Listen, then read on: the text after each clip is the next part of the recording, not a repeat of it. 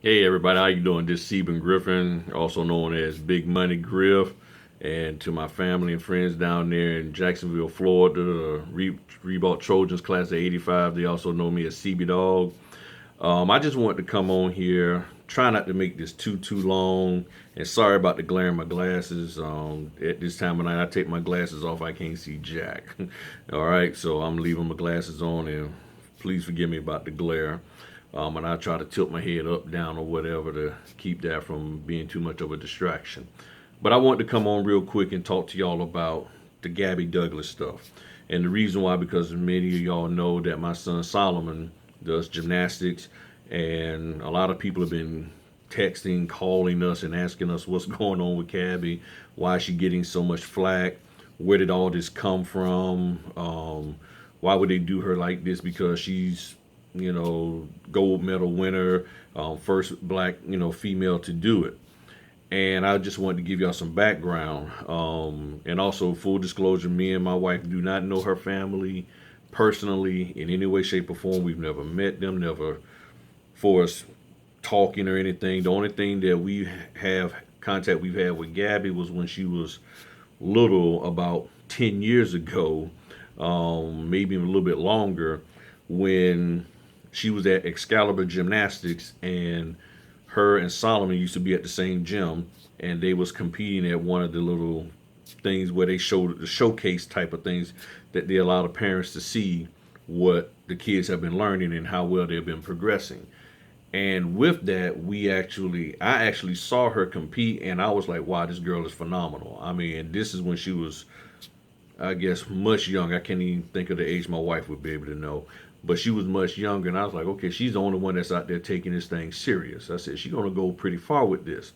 But I had no idea what they was going through at the gym or anything. I just knew that I saw her. And matter of fact, I didn't even see her face. I only saw her from the back one or two times because of where we were sitting at.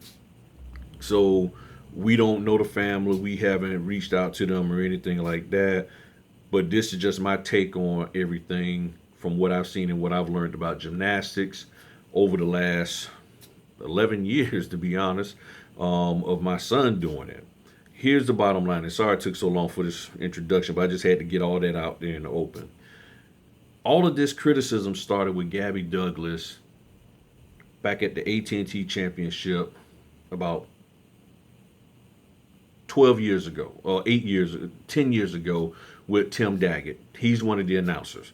Tim Daggett started on Gabby about how she wasn't mentally tough, she didn't have the skill set, she wasn't prepared, all of that. And he was the main one talking very, very negative about her. A lot of people probably don't know this and didn't pay attention to it at the time, but there were some who did, and those are the people who are primarily, and that's what they're using as the foundation to attack her and get on her and give her a hard time. For as why she's there this time, she shouldn't be there. She's not that good because Tim Daggett criticized her. If you was to go back and look at the AT&T Championship, as well as the what is that? The oh my goodness, the Olympic qualifier. Please forgive me, it's late. I'm tired. He criticized her and said that she wasn't going to do well and that she's going to fall off the beam. She's going to fall off for this, that, and the other. So he put her down. I mean, he really, really went in on her and put her down. And with that, that's where everybody went on social media and started talking bad and negative about her. And it has progressed and has gotten progressively worse over the years. Well, you say, well, why did he talk bad about her? And here's the reason why. And I will go to bat against him all day on this. He may deny it, others may deny it, but this is primarily the reason why they went in on Gabby and are still going in on Gabby all these years later. She did not come up through gymnastics as what they will call the traditional way, meaning she did not compete, although she was doing some competition, but she really copped on the scene 2 years prior to the 2012 Olympics. She just popped up out of nowhere. Nobody really knew who she was. She was already being held back, being told that no, she's not ready.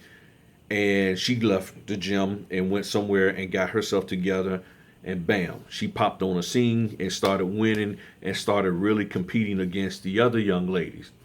Well, there's a progression that the people in the world of gymnastics feel that you have to go through, and if you do not go through that, they sort of frown on that. They don't like that kind of stuff. And that's basically all that happened, is that Tim Daggett, as well as others, but he was the most vocal, they frowned on the fact that here comes Gabby. Who is she? We don't know who she is. However, Simone Biles went through the full progress after the last Olympics. She was just boom, boom, boom. 3 world championships, competed. People knew who she was. She basically, from my understanding, stayed with the same coach, gym, whole environment, and she went through what they considered the process or the proper means of getting to the Olympics, getting to the nationals, the Olympic trials, so forth and so on. Gabby sort of disappeared for 2 years, or really wasn't known for 2 years, and then bam, came and just wiped the floor with everybody, took people's spot, which was Jordan Weber and some other people, and knocked them out because Jordan Weaver was the one who was favored and believed to be able to get the gold medal, and that's who they was looking for. Irregardless, I don't know whether because she was white, Gabby's black, all of that. However, it's the fact that Gabby took that young lady's spot, okay, and she came up in an unorthodox way and did it. Just the same as with my oldest son who plays golf, I see that the golfers feel that you should come up, or commentators even with golf, that you should come up in a particular method or a particular way and learn from so and so. And any golfer who has not come up or is going through the proper, or what they consider the proper way of being a golfer or learning the game of golf, they basically excommunicate them or give them a hard time. And I've seen a lot of golfers sort of disappear off the PGA Tour due to the same thing, that they say, well, basically any golfer that I've heard, with the exception of a few, they talk negative about the method in which they came to the PGA Tour, or how they swing, or it's not that, they don't use a coach and all of that, and they get upset. And basically with the world of gymnastics, what they want is for you to listen to the coach, do it the coach way, and they will basically move you up. And you don't have any control over your career. And here's the thing about Gabby Douglas. Her and her family has control over her career. And they don't like that. They don't like anybody having control over their gymnastics career. Simone Biles, I believe, does not have full control over her career. She does what they tell them to do. She does it very, very well. And she does not buck the system. Also, what Gabby did for this Olympics, her and her female coach was having a little bit of conflict at the Olympic trials, I believe, and Gabby switched over to the male coach. So Gabby made a change. That, from my understanding, is not something that typically happens, but she did it, and they did not like that at all. So here's Gabby, who's doing these things that the gymnastics world does not necessarily recognize and like. And that some of the old head gymnastics people, i.e. Tim Daggett, and I call him Tim the Dagger Daggett, because he's always sticking a dagger in somebody in their routine and always criticizing them, and trying to find every little flaw.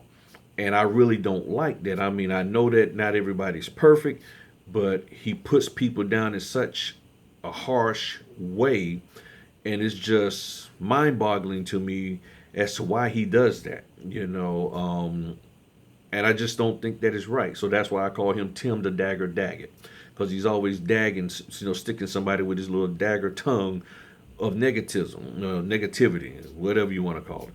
Like I said, it's late, I'm tired.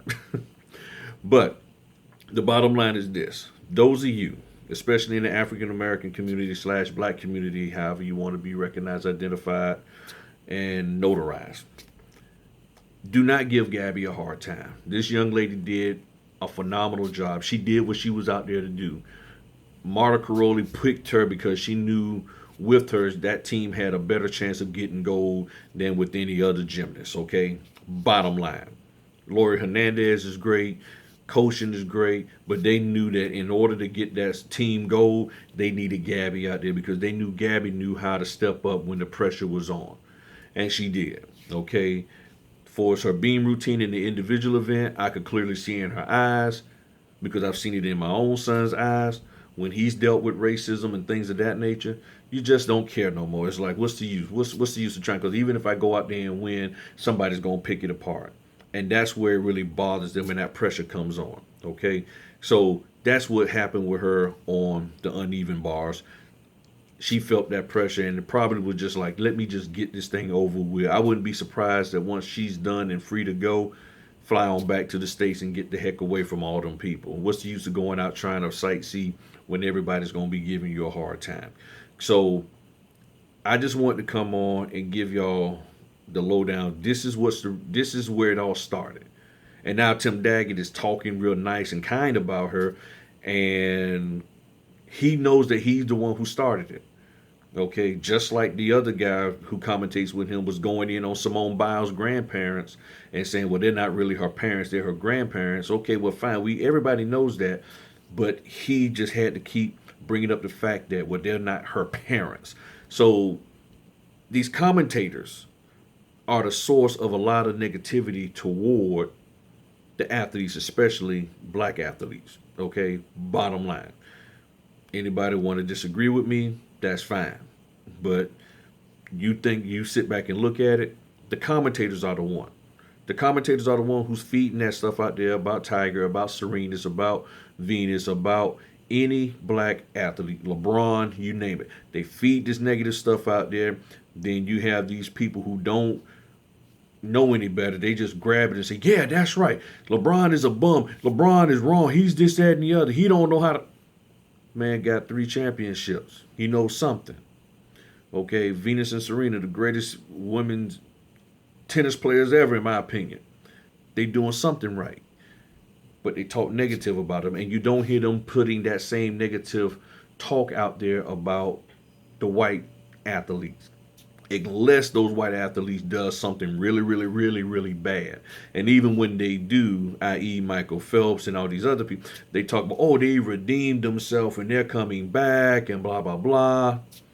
And it's not that I'm trying to be racist. I'm just pointing out what is actually happening. That's what they're doing.